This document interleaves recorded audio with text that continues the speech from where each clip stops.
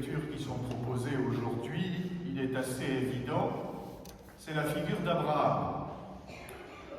Dans l'Évangile, Jésus continue à parler aux Juifs d'Abraham et même fait cette affirmation qui est scandaleuse pour eux, avant qu'Abraham fût, je suis. C'est d'ailleurs très frappant de voir que juste avant de rentrer dans sa passion, où Jésus va souffrir, donner sa vie et être livré aux mains des hommes, il affirme très clairement son identité divine. Avant qu'Abraham fût, je suis, c'est le nom de Dieu dans l'Ancien Testament. Dans la première lecture, c'est la conclusion de l'alliance entre Dieu et Abraham. Et Abraham, vous l'avez entendu, est gâté par Dieu. Dieu lui dit « Je te donnerai ce pays, je te donnerai une descendance innombrable, des nations sortiront de toi, etc. etc. » Très bien, promesse mirobolante, on pourrait presque dire promesse électorale. Puisqu'en fait, qu'est-ce qui se passe? Au niveau de la descendance, Abraham va vite constater que ça n'en prend pas le chemin. Il n'a que 2 enfants, un premier fils, Ismaël, mais qui est un fils un peu traficoté, puisque Abraham l'a avec la servante, et puis après, il faut qu'il le laisse partir. Et un seul fils légitime, qui est Isaac. Et au chapitre 22, Dieu lui dira, en mettant sa foi à l'épreuve, « Offre-le-moi en sacrifice ». Et c'est terrible, vous voyez, de s'imaginer ça.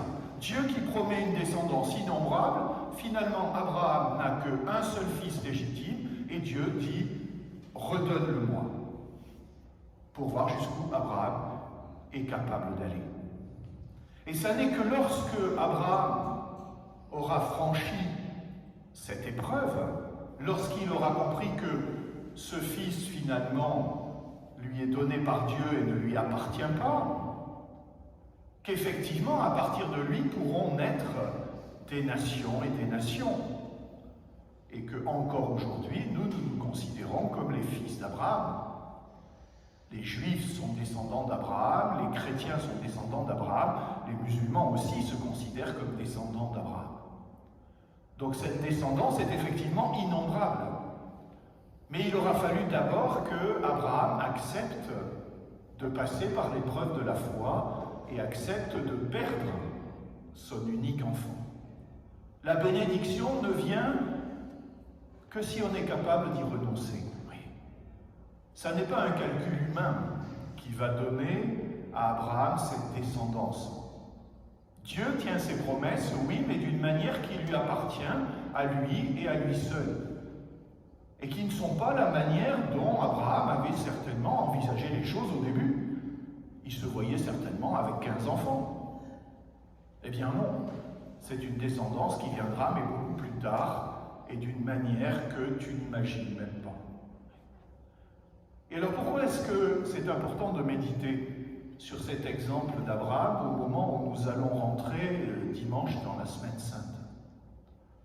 Parce qu'en fait pour Jésus c'est la même chose. Et Abraham annonce Jésus, comme tous les personnages de l'Ancien Testament d'ailleurs annoncent Jésus. Jésus va rentrer dans sa passion et il va être amené lui aussi à vivre cette épreuve.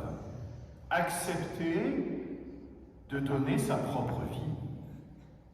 Si le grain de blé tombé en terre ne meurt pas, il reste seul.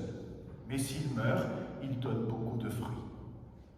Cette vie humaine et divine que Jésus a reçue de son Père et dont il veut qu'elle fructifie, il veut nous la partager, il veut nous la donner, il veut que nous devenions nous aussi enfants du Père. Eh bien, ça ne peut se faire que si Jésus lui-même accepte d'y renoncer, ce qu'il va faire. Ma vie, nul ne la prend, mais c'est moi qui la donne. Jésus, comme Abraham, acceptera de renoncer à ce qu'il a, à ce qu'il est, à donner sa vie pour nous sur la croix, et c'est au matin de Pâques, par cette vie nouvelle, qu'il va pouvoir ensuite se multiplier, donner la vie à tous ceux qui croiront en lui. Cet exemple d'Abraham, à travers l'épreuve d'Isaac qu'il doit abandonner, cette épreuve de Jésus qui accepte de déposer sa propre vie pour pouvoir la voir fructifier, et bien finalement c'est une loi qui nous est proposée à nous aussi, chrétiens. Dieu fait alliance avec nous, Dieu nous comble de ses bénédictions. Dieu veut nous voir fructifier, porter du fruit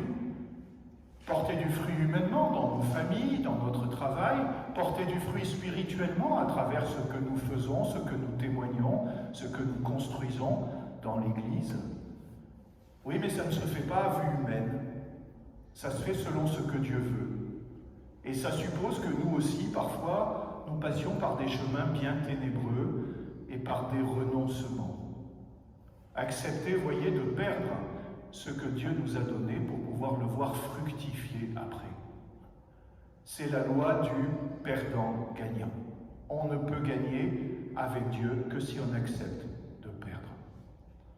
Alors au moment où nous allons entrer dans la Semaine Sainte, acceptons d'être généreux, de savoir redonner à Dieu, donner à Dieu ce qu'il nous a donné, de la manière qu'il voudra, qui ne sera certainement pas la même qu'Abraham ou que Jésus, mais c'est ainsi que nous serons bénis, nous aussi, et que nous pourrons porter du fruit, en donnant et en abandonnant.